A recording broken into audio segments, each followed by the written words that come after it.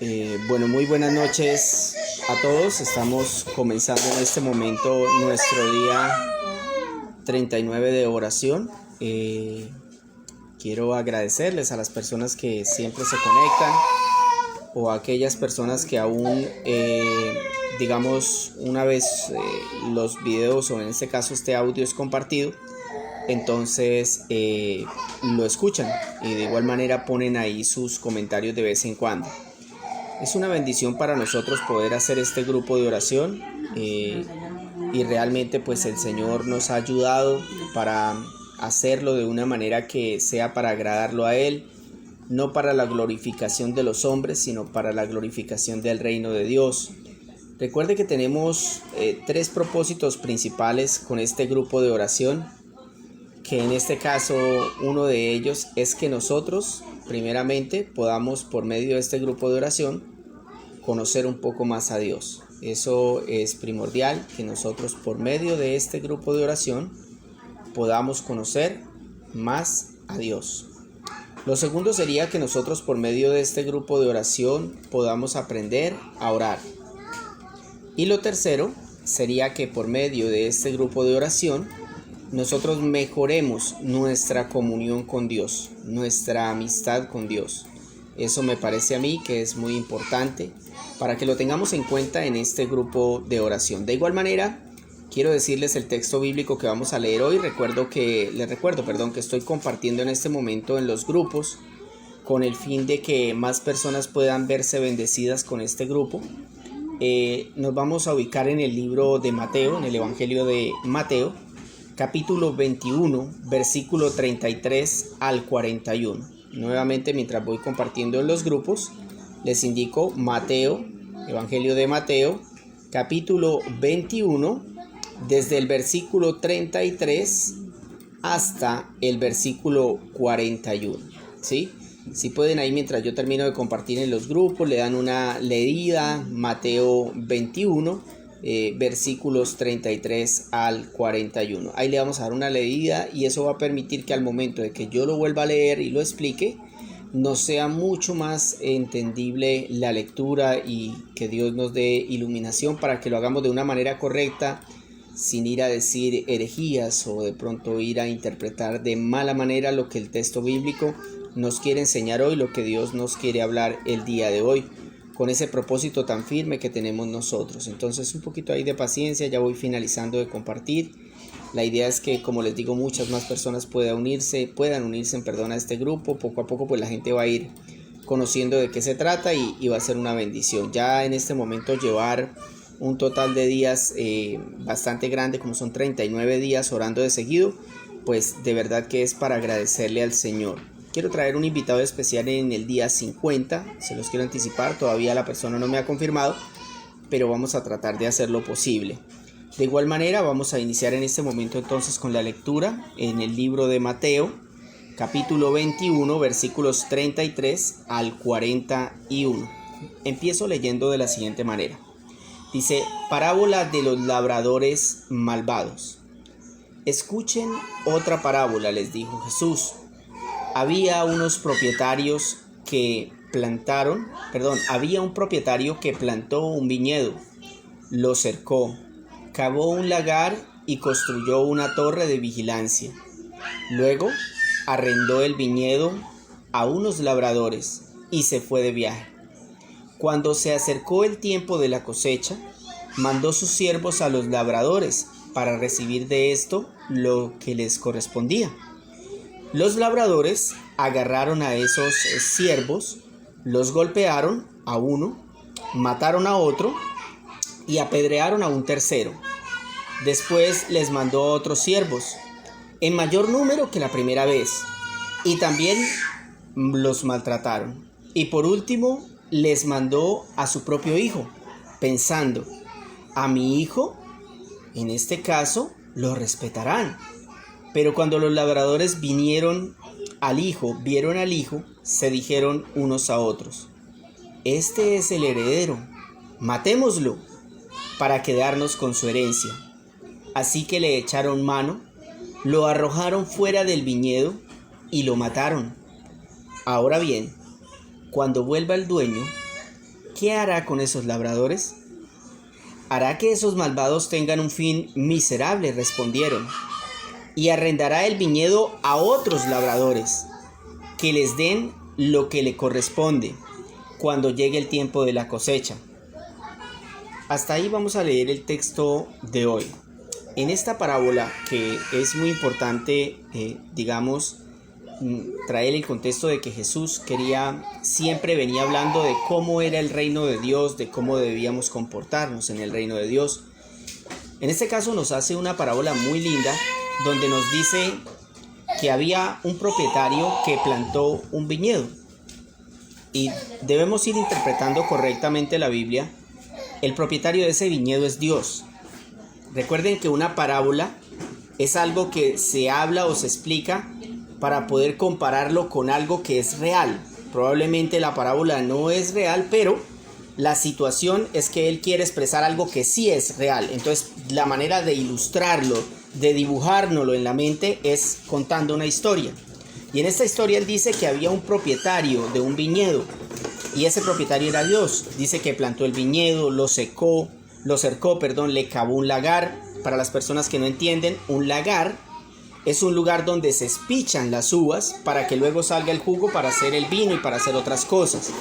Entonces, ese lagar es donde nosotros, como cristianos, somos exprimidos para que salga de nosotros lo mejor después de conocer a Cristo. Son las pruebas. El lagar en la vida de un cristiano son las pruebas. ¿Por qué? Porque o sacan lo que hay en su corazón, y es que usted no es cristiano y empieza a dar frutos como un no cristiano, o efectivamente cuando viene la prueba, entonces en el lagar de la prueba usted empieza a sacar su cristianismo fuerte, su cristianismo maduro, aquello que usted ha conocido a partir del tiempo en Jesús. Dice, lo cercó, cavó un lagar y construyó una torre de vigilancia. Luego arrendó el viñedo a unos labradores. Cuando el texto nos dice eso, esos labradores son el pueblo de Israel. Mire, ya tenemos dos personajes ahí. El primero, el propietario, que es Dios, del viñedo, ¿cierto? Sabemos que el lagar es el lugar donde se exprime o se saca el jugo de las uvas, y en representación a nuestras vidas significa lagar las pruebas que nos exprimen para que nosotros demos fruto de que somos cristianos. Y los labradores en aquel tiempo eran el pueblo de Israel. Dice, luego arrendó el viñedo a unos labradores y se fue de viaje. Cuando se acercó el tiempo de la cosecha, mandó sus siervos a los labradores para recibir de estos lo que le correspondía. Es decir, el Señor volvió y mandó a sus siervos y les dijo, vayan y recójanme la cosecha que ya casi está lista. Los labradores agarraron a esos siervos. O sea, el pueblo de Israel mismo agarró a esos siervos. ¿Y qué hicieron? Los consintieron, los trataron bien, les dieron de cenar, los trataron súper. No, los golpearon, mataron a otro y apedrearon a un tercero. Pero entonces el Señor, como siempre tiene misericordia, en el versículo 36 dice, después les mandó otros siervos, en mayor número que la primera vez. Ahí todavía no había juicio de Dios. Mire que a pesar de que el comportamiento de estos labradores fue funesto, nefasto, porque mataron a estos siervos, el Señor no descargó su ira, sino que tuvo paciencia. ¿Por qué? Porque ahí dice que Él no les dijo nada, simplemente dijo, después les mandó otros siervos, en mayor número que la primera vez, pero ahí vienen que ahora sí los consintieron, les dieron pollo criollo, los trataron súper bien. No, también los maltrataron. Entonces el Señor, ¿qué dijo? Bueno, por último, pues voy a mandar a mi hijo. Y el Señor dijo, pues a mi hijo sí lo respetarán. Pregunta aquí para todos nosotros, ¿ustedes respetan al hijo? Es una pregunta para interiorizar nosotros. ¿Ustedes respetan al Hijo de Dios? Si lo respetan, deben estar cumpliendo lo que Él pide. Si ustedes no están obedeciendo lo que Él dice, pues entonces ustedes no lo respetan. Y no están teniendo un comportamiento diferente al de estos labradores, que en el tiempo de Israel existían. Pero cuando los labradores vieron al hijo, se dijeron unos a otros, este es el heredero, matémoslo para quedarnos con su herencia. ¿No es acaso este pensamiento el mismo de Adán y Eva en el jardín del Edén? Cuando Satanás les dijo, que si conocían del fruto o comían del fruto del bien y del mal, serían como Dios y podrían obtener todo. Es la misma situación. Matémoslo para quedarnos ¿con qué? Con la herencia del Cristo. O sea, para ser como Dios. Porque Él era Dios. En el 39 dice, así que le echaron mano, lo arrojaron fuera del viñedo y lo mataron. ¿Y si es verdad que eso sucedió? Efectivamente, el pueblo de Israel no solamente mató a sus siervos, los profetas, que Dios envió desde el principio de los tiempos, sino que luego también mataron al Cristo, al Hijo de Dios. Hechos 3:15 dice claramente, ustedes, hablando del pueblo de Israel, ustedes mataron al autor de la vida. Ahora bien, cuando vuelva el dueño, es decir, Dios, ¿qué hará con esos labradores? Ahí dice el texto, 41, hará que esos malvados tengan un fin miserable. Respondieron, y arrendará el viñedo a otros labradores. Eso ya sucedió, mis hermanos. Ese contrato de arriendo al pueblo de Israel se le venció. Y ese contrato de arriendo nos fue cedido a nosotros, los gentiles. La pregunta que usted y yo nos debemos hacer hoy es, usted como arrendatario del viñedo que el Señor tiene, ¿cómo está administrando usted ese viñedo? ¿Qué frutos tiene usted? Nosotros decimos, el Señor está a punto de venir a la tierra. El Señor está cerca. Las señales son claras. Dios, yo tengo que arrepentirme. La pregunta que deberíamos hacernos como pueblo gentil de Dios, como pueblo injertado al olivo, salvados por gracia, es yo como administrador del dueño de la viña, ¿cómo estoy en ese negocio? ¿Cómo estoy administrando todo lo que Dios me dio? Me dio salvación, me dio vida eterna, me dio a su Hijo, me ha dado santidad, me ha dado su palabra, me ha dado entendimiento. ¿Cómo estoy yo administrando lo que el Señor me dio? ¿Será que si el Señor viniera hoy tendría el mismo comportamiento que tuvo con el pueblo de Israel? ¿Será que de pronto nos va a decir, hará que esos malvados tengan un fin miserable? ¿Será que de pronto nos va a hacer tener un fin miserable porque no hemos sabido administrar esta viña que el Señor nos dejó para que nosotros la trabajemos y demos un fruto bueno? Tenemos que pensar en eso, hermanos. Para finalizar, quiero dejarles 3 propósitos para sus vidas. Número 1, trabaje en el reino de Dios. Sea un digno labrador de su viña. Repito el número 1, trabaje en el reino de Dios. Sea un digno labrador de su viña. Algunos se preguntarán, y bueno, ¿yo cómo trabajo para el reino de Dios? Cada uno desde su posición. Si usted en este momento todavía no conoce bien al Señor, no se ha bautizado, trabaje para bautizarse. Si usted ya conoce al Señor y usted ya está en posición de poder predicar el Evangelio, pues trabaje para el reino de Dios, predique el Evangelio. Si usted ya sirve en la iglesia, pues sirva con decoro, sirva con dignidad para el reino del Señor. Sea un digno labrador de su viña. Número 2, respete, acepte y obedezca a su Hijo Jesucristo. Porque ¿qué fue lo que ellos hicieron? No lo respetaron. ¿Qué fue lo que hicieron? Lo mataron, lo arrojaron fuera del viñedo. Y eso es lo que pasa hoy. Por eso a veces nosotros tenemos que leer la Biblia despacio. No solamente lo mataron, sino que lo echaron fuera del viñedo. Y yo creo que hoy muchas iglesias han echado fuera del viñedo a nuestro Señor Jesucristo. Yo creo que en muchas iglesias hoy han sacado a Jesús, el autor de la vida, y han colocado a hombres en el nombre de Jesús. Es decir, Jesús se queda fuera. Y hoy en día es un evangelio totalmente antropocéntrico, es decir, un evangelio basado en el hombre, en mis historias, en lo que yo creo, en lo que yo he vivido, en lo que yo pienso. No es un evangelio basado en la vida y obra de Jesús en los evangelios, sino es un evangelio basado en los hombres. Es decir, sacaron a Cristo del viñedo. Lo único que falta es que el Señor regrese y lo quieran matar nuevamente, su propia iglesia. Eso es lo único que falta. Por eso, el segundo punto es muy importante. No, en este caso, respete, acepte y obedezca a su Hijo Jesucristo. Respete, acepte y obedezca a su Hijo Jesucristo. Y número 3, no maltrate a las autoridades que Dios ha puesto en su viña. Antes que Él venga, más bien respételas y obedézcalas. Y me refiero a las autoridades de la iglesia, sean líderes, pastores, diáconos. Cualquier autoridad que haya en la iglesia es puesta por Dios en su viña. Y antes de que Él venga, es mejor que nosotros demos signos de obediencia, respetemos y obedezcamos a nuestras autoridades, a nuestros pastores, a nuestros líderes. Creo que esos 3 puntos son importantes para trabajar en este texto. Trabaje en el reino de Dios, sea un digno labrador de su viña, respete, acepte y obedezca a su Hijo Jesucristo, no maltrate a las autoridades que Dios ha puesto en su viña antes que Él venga, más bien respételas y obedézcalas. Con eso hemos finalizado en este momento la reflexión del día de hoy. Vamos a orar al Señor para darle las gracias por esta palabra, por esta pequeña reflexión. Y vamos a pedirle que Él nos guarde, que Él nos bendiga y que nos muestre en este momento cómo está la viña que Él nos dejó.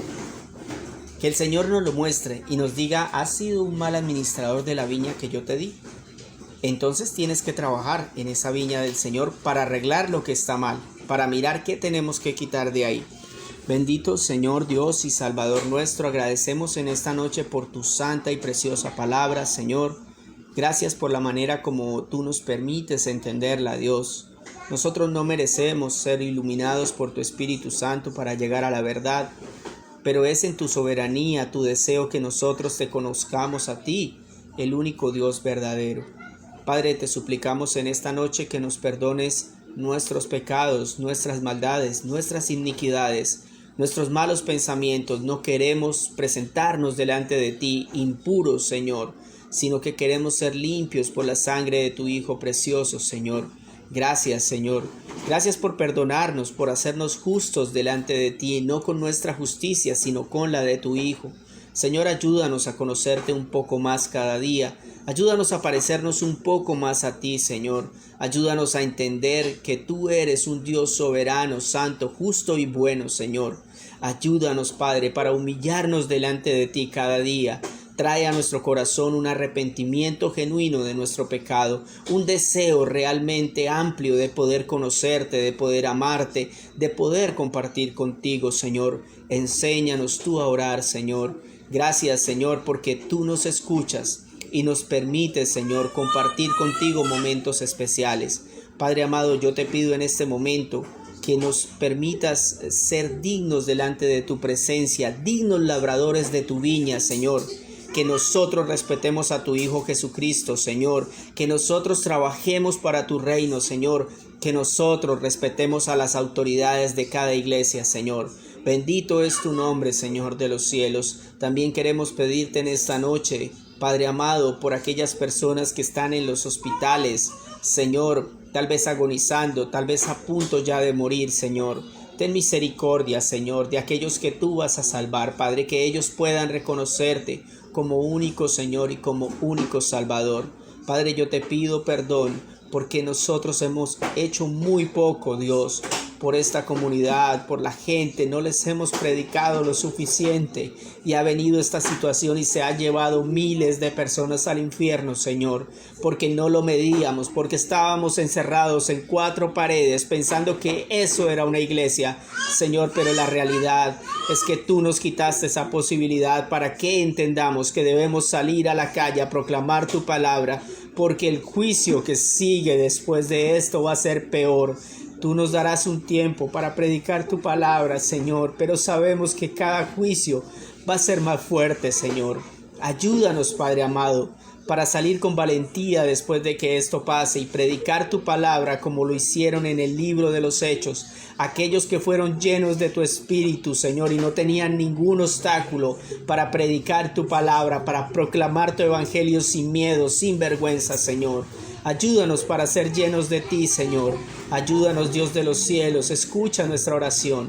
Ayúdanos para que aquellas personas que escuchen este grupo, que escuchen la palabra, las predicaciones del pastor de mi iglesia, Señor, de aquellos hermanos y pastores que son de otras congregaciones y predican sana doctrina, que las escuchen miles y millones se conviertan, Señor, no para vanagloriarnos nosotros, sino porque queremos que vayan, Señor, a la vida eterna y no a la condenación eterna.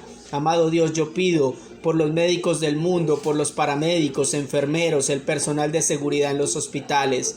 Guárdalos y protégelos, Señor, que esta situación les sirva a ellos para acercarse a ti, para reconocerte a ti, Señor. Que sus familias, Señor, en cada día que ellos salgan, caigan de rodillas a tus pies, buscando, Señor, protección tuya, buscando sanidad tuya, buscando salvación tuya, Señor.